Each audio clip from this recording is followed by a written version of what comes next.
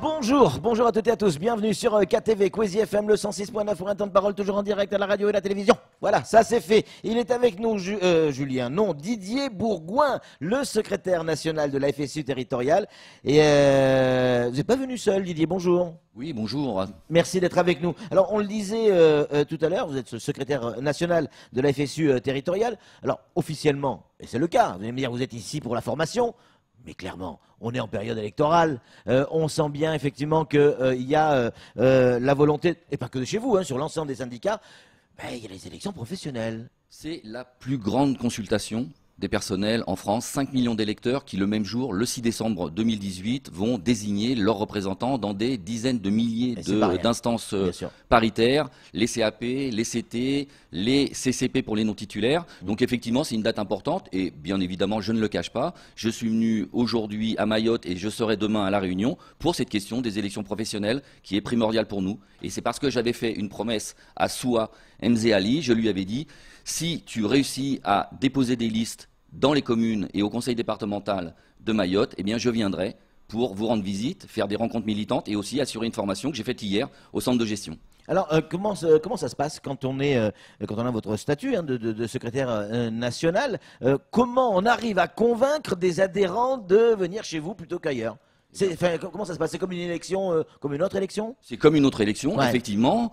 Nous avons l'habitude d'avoir des pratiques plutôt unitaires. On essaye avec nos collègues d'avoir des revendications communes, mais parfois, quelque temps, par exemple pour les élections professionnelles, eh bien, nous essayons de dire quel est notre bilan, pourquoi est-ce qu'il faut voter pour nous. C'est ce que je suis venu dire aujourd'hui, défendre le bilan de la FSU, et en particulier celui de la signature du protocole PPCR, parcours professionnel, carrière et rémunération, un protocole qui va prendre une application sur plusieurs années et qui permet aux agents, en particulier aussi territoriaux, de bénéficier d'un certain nombre d'éléments que je suis venu décliner, des augmentations de salaire, 2 fois 0,6%, mais aussi des progressions salariales, la possibilité par exemple pour les agents de maîtrise d'avoir des meilleures carrières, mais aussi pour tout un tas d'autres collègues, je pourrais le dire, en particulier les agents de catégorie C, on a obtenu de passer de 4 grades à 3 grades, les barrières sur les avancements ont été complètement retiré puisque maintenant les avancements sont quasiment directs et il n'y a aucune difficulté maintenant pour que les agents puissent progresser. Donc c'est ce que je suis venu dire parce que nous nous sommes engagés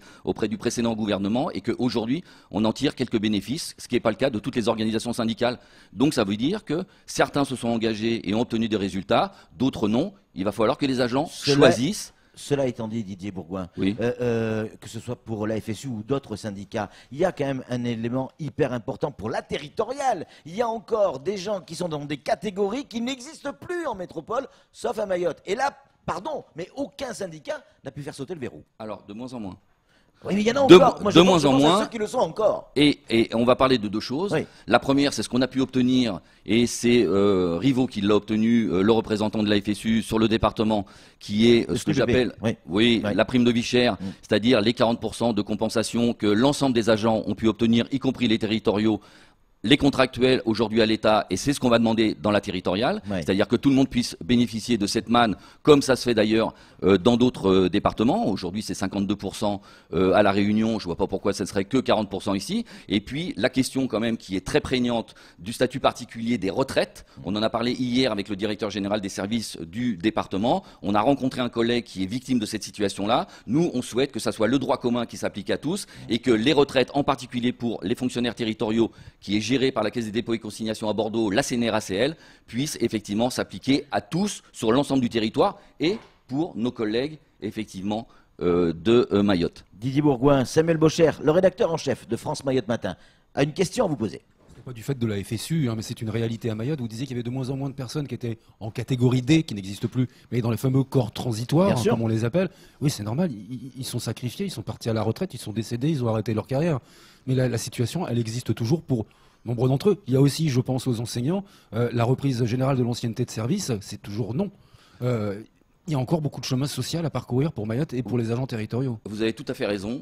Aujourd'hui, il y a un certain nombre de revendications qui sont spécifiques et nous essayons d'obtenir, en particulier des autorités, c'est un des dossiers que je vais porter, que les agents de Mayotte puissent bénéficier des mêmes mesures, c'est-à-dire entrer dans le droit commun, qu'ils ne soient plus dans un droit qui est dérogatoire, puisque depuis maintenant quelque temps, Mayotte est devenu le 101e département du territoire. Et à ce titre-là, non seulement les usagers, des services publics locaux, mais également les agents qui rendent au quotidien ce service public doivent avoir les mêmes droits.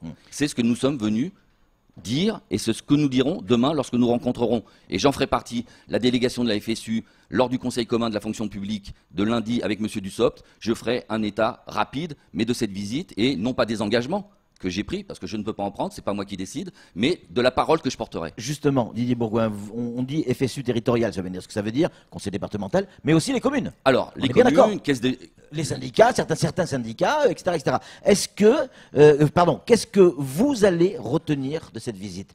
Vous avez dit à l'instant, on va faire un rapport de cette visite, etc., pour prendre un certain nombre de décisions, en tout cas consulter. Qu'est-ce que vous allez retenir de ce que vous avez vu? Alors, qu'il y a la nécessité de développer, à contrario de ce qui nous est proposé aujourd'hui, les services publics locaux. Il y a une énorme demande en termes social. Plus de services publics? Bien sûr, le développement, il y a des droits nouveaux à acquérir, en particulier pour, par exemple, les personnes du 4e âge. Aujourd'hui, c'est un pan entier qui est livré au privé. Ça, c'est sûr. Voilà, nous, ce qu'on demande, c'est qu'effectivement, ça soit géré en particulier par le public, parce qu'on sait gérer dans le public. On a vu nombre de privatisations qui ont mal tourné. La gestion de l'eau, par exemple. Aujourd'hui, des municipalités remunicipalisent la gestion de l'eau parce que ça a été mal fait.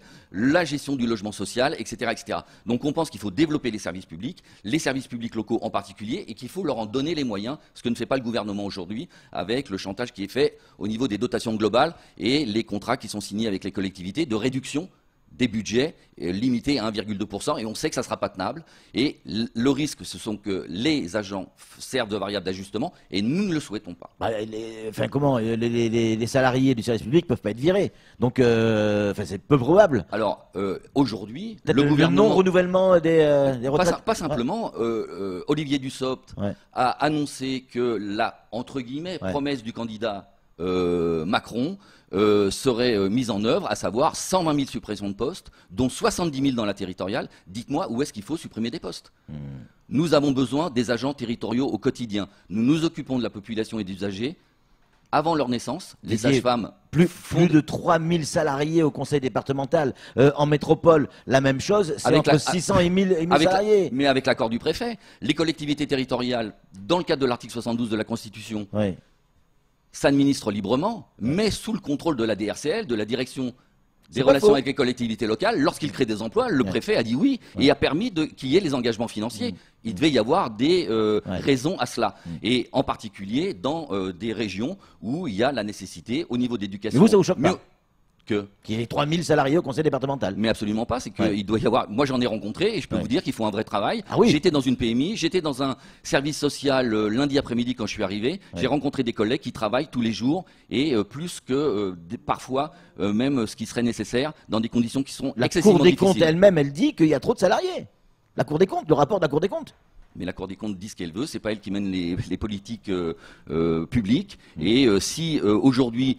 alors qu'ils sont tout à fait légitimes, les élus locaux pensent qu'ils ont des moyens nécessaires à mettre en œuvre, eh bien, il faudra que les moyens leur soient donnés et que les agents aient les moyens de fonctionner. Samuel, pour conclure. Du côté de Paris, on ne peut pas dire « ils ne savaient pas ».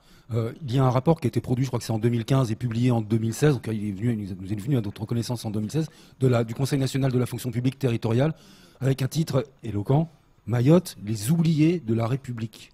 C'est écrit, c'est marqué inscrit dans le marbre. Pourquoi ça n'évolue pas plus vite? Alors, c'est une très très bonne question, parce que le SNUTER, FSU de la fonction publique territoriale pour la FSU, ne siège pas encore au Conseil supérieur de la fonction publique territoriale. Nous sommes représentatifs à l'État avec la FSU, et nous souhaitons aujourd'hui intégrer le Conseil supérieur de la fonction publique territoriale et venir porter la parole en particulier des salariés publics mahorais. Et si ce rapport stigmatise ou dit un certain nombre de choses qui effectivement sont stigmatisantes, eh bien il faudra mettre les moyens pour que nos collègues territoriaux mahorais puissent effectivement bénéficier des mêmes avantages. Et pour cela, eh bien il faut que le 6 décembre, moi c'est tout vu, ils votent avec moi, qu'ils votent FSU. On voit votre petit verre là. Eh bien tout à fait. Eh bien notre slogan c'est... Donnez-le-moi. Bah voilà. Je le garde celui-là. Très bien, il est pour vous et c'est un cadeau. Donc le 6 décembre, moi c'est tout vu, je vote FSU. Et ça nous permettra d'être représentatifs. Soit Mzé Ali a fait quelque chose d'exceptionnel, nous n'étions pas là en 2014, elle a déposé des listes dans 14 des 17 villes. Au conseil départemental, la FSU territoriale est le seul syndicat à avoir déposé dans toutes les catégories les 7 scrutins, ce qui n'est pas le cas des autres. Pourtant, ça fait longtemps qu'ils sont là. On est sur Quasi. On a des questions qui piquent les yeux de temps en temps. Allons-y. Voilà la question qui pique les yeux. Elle n'est pas pour vous. Une question. N'y a-t-il pas d'incompatibilité de représentants du personnel avec votre référente, Madame Soua Nzé Ali, étant donné qu'elle est élue au conseil municipal de Bouéni? Est-ce qu'une élue ou un élu peut-il ou peut-elle être à la fois représentant du personnel et élu? Alors, c'est à moi la question, mais je pense que Soua va pouvoir répondre. Oui. J'espère quand même que quand on est élu, on a le droit aussi d'être salarié, et que quand on est salarié, on a le droit effectivement de défendre ses intérêts individuels, collectifs. Mais il n'y a pas conflit d'intérêt là.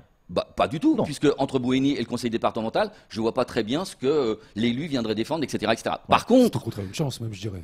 C'est presque une chance même. Oui, je partage. Les ressources humaines qui défendent le social et le collectif, je trouve ça c'est plutôt. Dans le micro, s'il vous plaît. Avant d'être élu, j'étais d'abord syndicaliste avant. Exactement. Donc, et on se rappelle, vous êtes venu plusieurs fois sur ce plateau. Hein. Oui. Donc, pour moi, l'essentiel, c'est ma carrière, mais c'est pas les choses où... C'est pas la politique, c'est la carrière là, professionnelle. je suis prête à démissionner là-bas pour être dans ma carrière. C'est beau. C'est beau. Merci beaucoup. Merci à vous deux. Et merci pour son engagement parce que c'est courageux et j'espère qu'elle aura beaucoup de succès et que nos listes auront beaucoup de succès à Mayotte. Didier Bourgoin, merci pour votre invitation. Surtout. Merci beaucoup. Merci également à Soua qui était avec nous. C'est tout pour ce temps de parole. Tout de suite, la suite de nos programmes.